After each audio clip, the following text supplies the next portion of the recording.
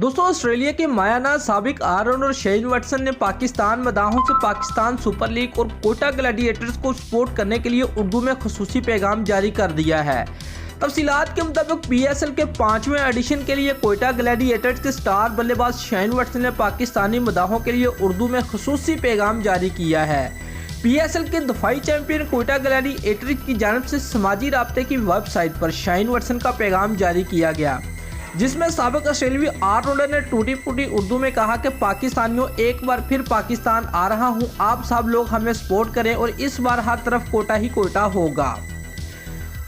तो ख्याल है कि शेन वाटसन पीएसएल 1 की चैंपियन इस्लामाबाद यूनाइटेड और 3 बार फाइनल खेलने का इजाज़त रखने वाली कोटा ग्लैडिएटर के अहम रुकन हैं। पीएसएल के 5वें एडिशन का आगाज 22 फरवरी से कराची, लाहौर, मुल्तान और रावलपिंडी में हो रहा है, जिसकी इफ्तिताही तकरीब कराची में होगी, जबकि फाइनल मैच 22 मार्च को लाहौर में खेला जाएगा। दोस्तों, अगर आपको हमारी ये वीडियो पसंद आई है तो लाइक और कमेंट ज़रूर करें। शुक्रिया।